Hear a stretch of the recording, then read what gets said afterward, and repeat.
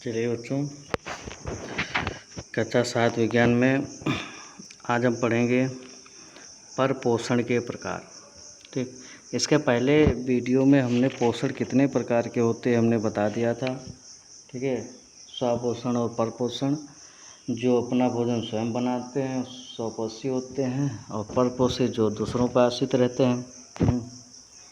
तो उसी में आज हम पढ़ेंगे परपोषण के प्रकार, यानी जो दूसरों पर आश्रित रहते हैं, किस तरह से अपना भोजन दूसरों से प्राप्त करते हैं वो बताते हैं आज हम। ठीक है, परपोषण के निम्नलिखित प्रकार के होते हैं, जैसे मृतपोषी।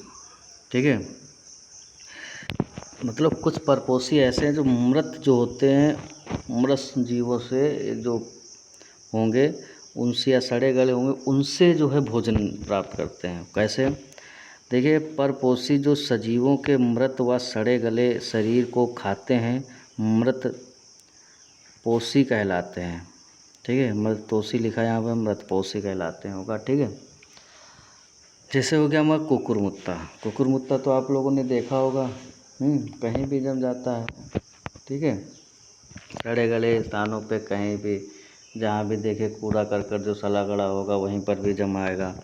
ठीक है, अब भुकड़ी फफूंदी सड़ी गली सब्जियों के ऊपर उगते हैं।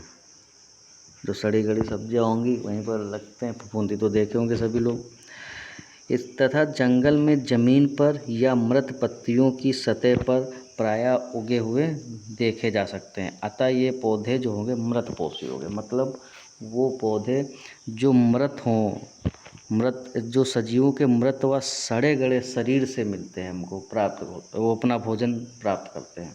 ठीक, जैसे कुकुरमुत्ता देखा होगा, कहीं सूखी टहनी होगी अगर पड़ी है कट के, उसको अलग बिल्कुल मृत है समझ लो, उसमें कुछ हो ही नहीं रहा, सूख गई है, पानी नहीं बरसा है, तो फिर वो देखो वहाँ पे कहीं कुकुरमुत्ता खड़ा मिलेगा आपको। समझा गया? तो ये समझिए मृतपोषी का होते हैं, मतलब मृतपोषी का कहने का मतलब है मृत यानी मरे हुए या सड़े गले शरीर से अपना भोजन को प्राप्त करने वाले जो होते हैं उनको हम मृतपोषी पौधे कहते हैं। ठीक है, आगे देखिए सहजीविता। सहजीविता मतलब साथ साथ। ठीक है, यानी एक दूसरे का सहारा बन के जीवित रहते हैं। कैसे? इस प्रकार के परपोषण में दो प्राणी साथ साथ रहते हैं तथा एक दूसरे को लाभ पहुंचाते हैं। उदाहरण के लिए शैवाल और फफूंद दोनों साथ साथ रहते हैं और क्या करते हैं, एक दूसरे को लाभ पहुंचाते हैं। फफूंद शैवाल से भोज्य पदार्थ प्राप्त करती है तथा इसके बदले में शैवाल खनिज लवण जल नाइट्रोजन फफूंद से प्राप्त करता है। मतलब ये एक दूसरे पर सहजीविता से के कारण ही ये मतलब एक दूसरे से भोजन प्राप्त करते हैं। देखिए, फफूंद जो होती है शैवाल से भोज्य पदार्थ निकालती है। ठीक है, और शैवाल जो होता है वो खनिज लवण और जल वगैरह नाइट्रोजन जो फफूंद से प्राप्त करता है। ठीक, आगे देखते हैं परजीवी। परजीवी जो होते हैं परपोषी जो दूसरे सजीवों के शरीर पर रहते हैं और उनसे अपना भोजन प्राप्त करते हैं, परजीवी कहलाते हैं। परजीवी मतलब दूसरों पे आश्रित ही रहना। पर माने क्या होता है? दूसरे। वे जीव जिनसे ये पूर्णतः या आंशिक रूप से भोजन ग्रहण करते हैं पोषक कहलाते हैं। क्या कहलाते हैं? पोषक। जिनसे ये आंशिक रूप से जो है भोजन को ग्रहण करते हैं। ठीक है, डोडर या अमरबेल। भाई अमरबेल तो देखा होगा, जो पीली पीली पड़ी होती है कहीं पेड़ों पे, देखा होगा कहीं भी पेड़ पे, समझे? ये पूर्णतः परजीवी होती है, जो दूसरों से कहीं पे किसी भी पेड़ के ऊपर पड़ी हो तो उनसे अपना भोजन प्राप्त करती है। ठीक, यह पौधा गुलाबी रुई जैसा दिखता है। क्या होता है? गुलाबी रुई जैसा दिखता है, या अपने आप ही दूसरे पौधों के चारों ओर लिपट जाता है, झुंड सा बना लेता होगा। आपने देखा होगा या कहीं भी देखना। ठीक है, कहीं कोई भी पेड़ हो गया तो उस पेड़ पर पीला पीला जैसा पड़े होंगे झुंड बना के, बिल्कुल ऐसा लगेगा। तो ये जो होता है अमरबेल होती है, मतलब ये अपना भोजन स्वयं नहीं बनाती है, दूसरों पे आश्रित रहती है। ठीक है, समझ में आ गया? भोजन ग्रहण करते। बांदा एक आंशिक परजीवी है, इसकी पत्तियां हरी होती हैं तब यह स्वयं अपना भोजन बना सकता है। यह कुछ निश्चित वृक्षों के तनों व शाखाओं पर भोजन व खनिज लवण ग्रहण करने के लिए उगता है। समझा गया?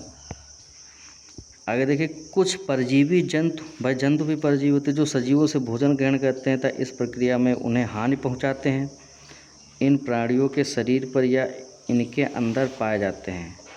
प्राणियों के शरीर पर या उनके अंदर पाए जाते फीता कृमि हो गया, जूं हो गया, गोल कृमि कुछ परजीवी जीवों के उदाहरण हैं। भाई जूं तो सर में पाए जाते हैं, उनसे भोजन प्राप्त करते हैं भाई। और ये गंदगी होती है, इसको दूर रखा करो भाई सभी लोग। समझ में आ गया कि नहीं आ गया? तो पोषण के प्रकार जो है मृतपोषी, सहजीविता, परपोषी के बारे में हम यहाँ पे बताए हैं। ठीक है, अब इसके आगे जो है और भी है। ठीक है, तो उसको देखिए। अब जंतु संपोषी क्या होता है? अधिकतर जंतु या जंतु संपोषी प्रकार का पोषण करते हैं। ये अपना भोजन पौधों या जंतुओं से ठोस अवस्था में प्राप्त करते हैं, परंतु एक जीव से दूसरे जीव पर स्थानांतरित होते हुए कोई भी चीज़ सर्वप्रथम पौधों के द्वारा बनाई जाती है, इसलिए पौधे उत्पादक कहलाते हैं। समझ गया? तथा जंतु भोजन के उपभोक्ता होते हैं। जंतु जो क्या होते हैं? उपभोक्ता। ठीक है, भोजन के उपभोक्ता। और जो बनाते हैं उनको क्या कहते हैं? उत्पादक। मतलब जो जहाँ से हम कुछ मिलता है, जो सोर्स कह लो, स्रोत कह लो, वो हो गया हमारा उत्पादक। और जो ले रहा है उपभोक्ता, यानी जंतु भोजन के क्या होते हैं? उपभोक्ता कहलाते हैं। भोजन ग्रहण करने की प्रकृति के आधार पर जंतुओं को निम्नलिखित समूह में बांटा गया है। भाई सब अलग अलग प्रकृति के आधार पर, कुछ लोग मांसाहारी होते हैं, सर्वाहारी होते हैं जो सब कुछ खाते हैं, कुछ शाकाहारी होते हैं। ठीक है, जैसे शाकाहारी देखिए वर्गीकृत बांटा गया भाई। शाकाहारी में क्या है? वे जंतु शाकाहारी जो सिर्फ साग सब्जियाँ ही खाएं। ठीक है, वे जंतु जो पौधे व उनके भागों को खाते हैं शाकाहारी जंतु कहलाते हैं। जैसे जिराफ हो गया, खरगोश, जेब्रा, गाय, बकरी, हिरण, भेड़, हाथी आदि, ये सब क्या है? शाकाहारी। ठीक है, मतलब ये साग सब्जियाँ ही खाते हैं भाई, पेड़ पौधे के पत्तियाँ ये वगैरह ये सब खाते हैं। मांसाहारी क्या हो गया? वे जंतु जो दूसरे का जीव। भाई मांसाहारी का मतलब मांस जिसका आहार हो। मांसाहारी का मतलब क्या हो गया? मांस जिसका आहार हो, यानी मांसाहारी।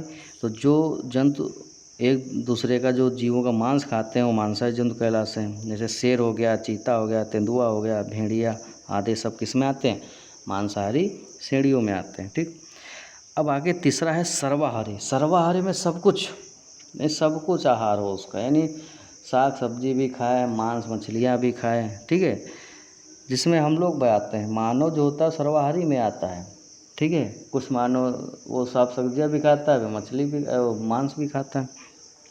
कुछ जंतु पौधे व जंतु दोनों ही खाते हैं, ऐसे जंतु सर्वाहारी कहलाते हैं। जैसे भालू हो गया। ठीक है, भालू देखा होगा, मांस भी खाता है भाई, और कुछ भी दे दो खाने को साग सब्जी वो भी खा जाएगा। मोर हो गया, बंदर हो गया, कुत्ता भी हो गया, बिल्ली हो गई हमारी, कौवा आदि सर्वाहारी जंतु है। मानव भी एक सर्वाहारी है। ठीक है, मांसाहारी पौधे, अच्छा मांसाहारी पौधे भी होते हैं। कैसे? देखिए, कुछ पौधे भोजन के लिए जंतुओं पर निर्भर करते हैं, वे मांसाहारी पौधे कहलाते हैं। इस प्रकार के पौधों के कुछ निम्न उदाहरण हैं। जैसे हो गया हमारा घटपर्णी। ये केतली के आकार वाला एक पौधा कीटों को पकड़ता है। क्या पकड़ता है भाई? कीटों को। केतली के आकार जैसा होगा, जिसका एक सिरा ऊपर से खुला होगा। इस पौधे के शीर्ष पर एक ढक्कन होता है। क्या होता है? ढक्कन, जो कि अत्यधिक वर्षा को इसमें प्रवेश करने से रोकता है। यह ढक्कन कीटों को आकर्षित करने के लिए रंग बिरंगा होता है। भाई रंग बिरंगा होगा तो कोई भी भ्रमित हो जाएगा। ठीक है, लालच देगा तो उसको अपने आप वो कीट खुद चले जाएंगे उधर। किसी कीट को इसमें पहुंचने के से पहले बहुत चिकना तल पार करना होता है, और उसके बाद नीचे की ओर एक नुकीली में बाल या घुंडियाँ होती हैं। इस रुकावट के बाद कीट अपने कदमों पर नियंत्रण नहीं रख पाता और पर्णफलक घट, यानी पर्णफलक घट की तली में भरे तरल पदार्थ में जा गिरता है। जब तरल पदार्थ में जा गिरेगा भाई तो वहाँ से निकल ही नहीं पाएगा। ठीक है, तो ये भी एक हो गया।